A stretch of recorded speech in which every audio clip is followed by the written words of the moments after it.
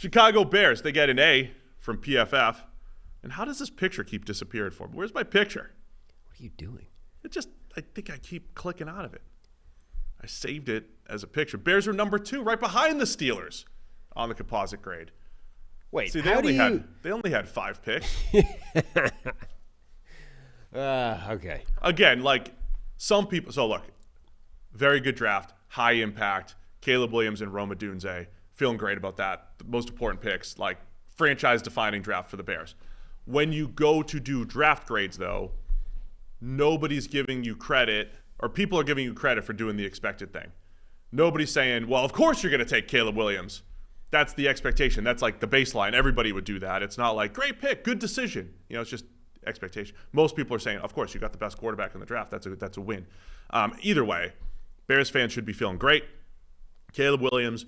And look, I think getting Rome Odunze at 9 is a massive win. We theorized, are they going to go defense? Are they the first team that will pick defense? Will one of those receivers fall? I think that was always one of the best case scenarios, that one of those receivers fell, and that's exactly what happened. So have to feel great about the supporting cast they're building around Caleb.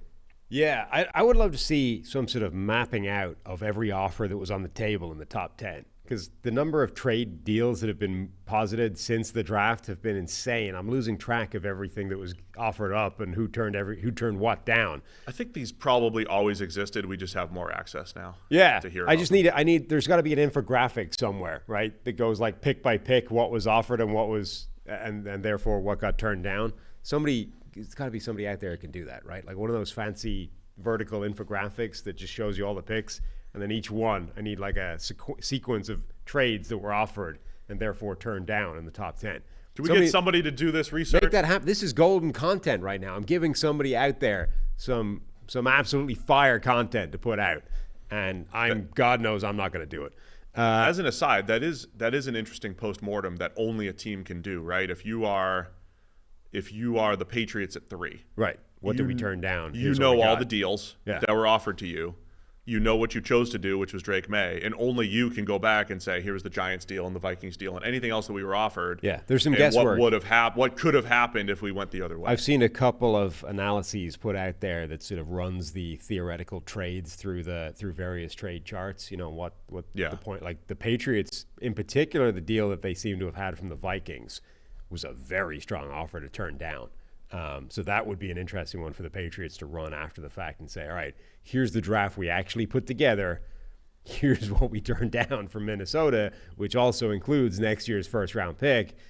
I don't know if they'll be happy with that once they do it all. Anyway, for the Bears, Rome Odunze, I think, was one of the best outcomes that they could have had with that second pick. I think generally they would have gone almost any direction they would have gone in would have been solid, whether they'd taken the first defender off the board, whether they'd gone back to the offensive line whether they just traded down, which I think was an offer at some point. But Rome Odunze is a really smart pick. Like, they have DJ Moore already. They brought in Keenan Allen. Allen is not a long-term solution.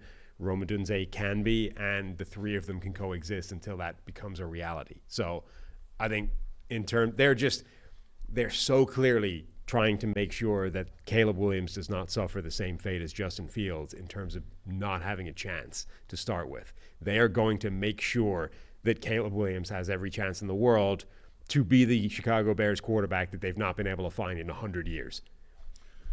Wow. In 100 years. Oh, man. I saw all the rookie records that he would need to break. Yeah. It's not hard. Like, he doesn't even have to have a great rookie season to be like the best Bears quarterback ever. 82 passer rating. Did you see Rome Odunze when they told him like what the record was with the Chicago Bears leading receiver? He was like, some guy with like 4,500 yards or whatever, and he's like, this is the leading, and Odunze was like ever, like career. He's like, yeah. He's like, oh, I plan to beat that and then put a lot more thousands on top of it. Like, it's not a big number to chase. Like, Justin Jefferson has already got more production than the all-time leading Chicago Bears receiver. Yeah, look, the Odunze, I mean, the reason why before the Penix trade was made, I was theorizing, would you just grab Odunze if you're the Falcons? I'm always of the belief that you can literally never have too many good playmakers. And there's nothing I like more than staring at a wide receiver depth chart that you look at it, 3 and 4 guys, and it's like, is this the best in the league? I mean, I think that's the way to win. That's the way to create offense. And the Bears have the opportunity to do that right now. I mean, it's clearly never a bad thing. It's just what did you turn down to make that happen?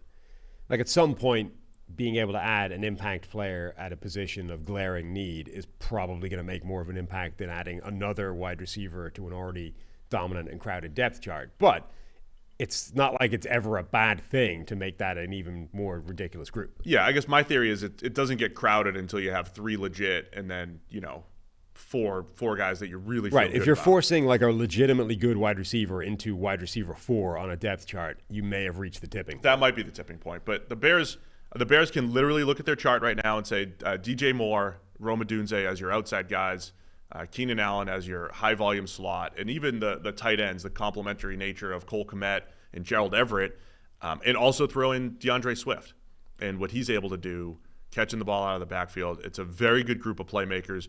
I think the offensive line got a bad – I don't think they're great, but I think they got a bad rap because of Fields' playing style and how many sacks he took and the way he held onto the ball. I'm not saying Caleb Williams is going to make them look any better this year as far as pressure rate or anything like that, but I think the offensive line, as far as giving you 2.5 seconds, isn't one of the worst in the league. He also might, though. I mean, this is the thing. Like, Caleb Williams, clearly the big selling point in Caleb Williams is what he can do out of structure and all the Mahomes-y type stuff, right? But he actually does play very well within structure. So we don't know yet how much we're going to move that baseline from USC Caleb Williams, who had to play hero ball every single down, to, all right, look at your supporting system here. We don't need you to be Superman. Dial it back, play within structure, and then only do stuff when it breaks down and when it's not there.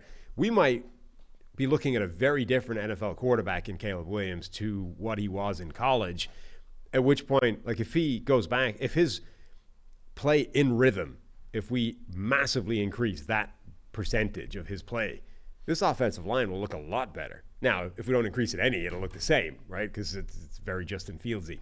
But I don't think that that's necessarily locked in place as this is who he's going to be. It's going to be this style of quarterback for all, because he's really good at the in-rhythm stuff. And I actually think we could completely change the balance of what Caleb Williams looks like. I do think we've learned that through the years, that quarterback playing style is not the same from college to the NFL, or even NFL to NFL. It is very much driven by what you have around you, right? And so when you do have receivers who are able to get open quickly, that might lead Williams to play a little bit more in structure. So I'm looking forward to seeing it. I just know that the Bears, I think they've done a good job building around Caleb Williams. And if you went into the draft saying, I mentioned this on the other show, when we knew that they had 2 first-round picks, one of which was the Panthers, and we didn't think the Bears were going to be that good, we theorized, they might get Caleb Williams and Marvin Harrison Jr. Right. A year from now. This was last year.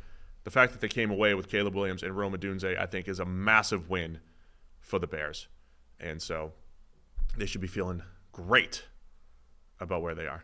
And they got the best punter in the draft, and Torrey Taylor from Iowa. Good for them. Also, like Austin Booker, the fifth round pick. You're talking about him in the 5th round as an edge who's played about 500 snaps of football and done it pretty well. I don't think he knows what he's doing just yet, but a great guy to get on the roster to develop. Yes, fascinating developmental edge rusher. Just a ridiculous body type, incredible length, incredible size. Doesn't necessarily have the bulk yet, or the tape and the array of moves, but he's in the 5th round. I think is phenomenal value for him. They traded back into the draft to do that, right? So that was actually quite costly. 2025 4th rounder in order to get back in and get him. So it was a significant, that was a fairly costly move to make that happen, but still, I think it's a good player to add. It's interesting through that lens. So they just gave up next year's 4th. Yeah. I thought he was a 4th round value. That one feels fine to me. It's fine. He's also a guy that maybe should have been in next year's. Was it 25 draft? 25. Yeah. Probably should have been in next year's draft anyway. Right. If you're getting him early. It's costing exactly what it should. It's a 2025 4th round pick, but you're getting him a year early. Yeah, I think that's fine when you look at it through that lens. Sure. And the team that gave it up is excited about getting a 4 for next year. You got no more use for the Bears. Wait. Undrafted. We got anybody? Austin Reed, Western Kentucky quarterback.